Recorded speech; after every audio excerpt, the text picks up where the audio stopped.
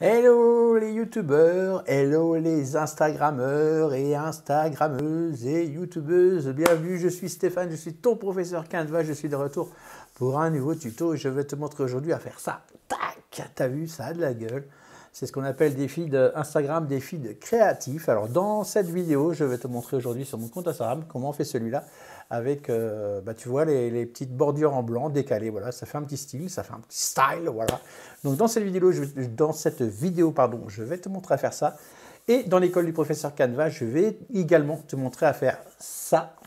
C'est déjà un petit peu mieux avec une petite barre noire. Après, c'est chacun selon ses goûts. C'est des petits, voilà, ça va être des petits tutos qui vont arriver sur le design de feed Instagram.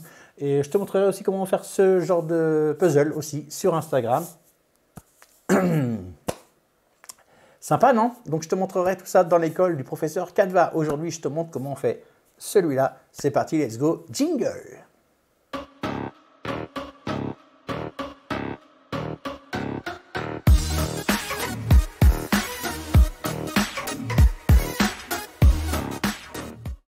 Oh putain, le gars il a un jingle, non mais il se la pète le mec. Laisse tomber. Laisse tomber. Bon, on y va, c'est parti. Dites-moi s'il vous plaît le jingle. Allez tout de suite dans les commentaires, vous me lâchez un petit comme but fait, ouais, nul à chier, sympa, rigolo. Voilà, on est parti, c'est parti pour le tuto. Donc on va créer un petit feed avec des bordures blanches décalées, légèrement décalées. Donc pour ça, on va aller dans créer un design ici. On va faire un clic gauche et on va utiliser des dimensions personnalisées. On va cliquer sur le petit plus ici. Ici, on va prendre une largeur de 1000. Voilà. Et ici, 1000 également. Un carré de 1000 par 1000. Et on va cliquer sur créer un nouveau design. Ah, vous allez voir, c'est rapide, hein, c'est super rapide. C'est super facile. Donc, on va faire notre première image. Voilà. On va attendre que ça s'affiche. Et on va aller dans les éléments, ici, dans les éléments. Hop. Et on va aller dans les grilles après. Voilà, on descend dans les grilles. Ici, on va cliquer sur celle-ci, sur le carré. Voilà.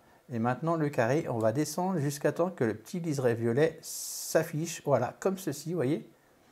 Comme cela. Et en bas, on va faire pareil. Et quand ça s'affiche, quand il y a le petit carré qui s'affiche, on arrête. OK, voilà pour ça. Ça, c'est pour la petite bordure blanche à l'horizontale. Ensuite, on va ajouter une page ici. On va cliquer sur ajouter une page. On va faire pareil. On va prendre exactement la même grille. Un clic gauche ici. Par contre, cette fois-ci, on va enlever le côté vertical. OK? On va aller jusqu'à la petite bordure. Voilà, jusqu'au moment où le petit liseré violet s'affiche. Et ici, on va faire pareil. Et voilà, c'est terminé. Oh, fastoche. Donc, du coup, quand vous posterez vos images, eh bien là, on va prendre une photo. Je vais vous donner juste un exemple. On va prendre celle-ci, par exemple. On fait un clic gauche et on la glisse dedans, directement. Voilà. On double-clique si on veut l'arranger un petit peu, vous voyez, plus à gauche, plus à droite. Voilà, vous faites comme vous voulez. Moi, je suis content, je clique sur Entrée et basta. Ça, ce sera ma photo horizontale. Et pour les photos verticales, ben, ce sera la même chose. Hein. On va prendre une photo, je ne sais pas moi, une petite photo, peu importe la photo. Tiens, j'aime bien les toutous. Il ressemble à un bulldog français, mais ce n'est pas un bulldog français. Mais il ressemble quand même beaucoup. Ah, quoique, j'ai un doute. Bref, on s'en fout, on n'est pas là pour discuter bulldog. Donc ici, on peut encore une fois ajuster notre truc. Donc vous voyez, maintenant vous allez poster, vous téléchargerez après vos images, les unes après les autres, voilà, en mettant par deux si vous avez la version pro, comme ça pour avoir une belle qualité, vous téléchargez et vous êtes prêt à poster votre image.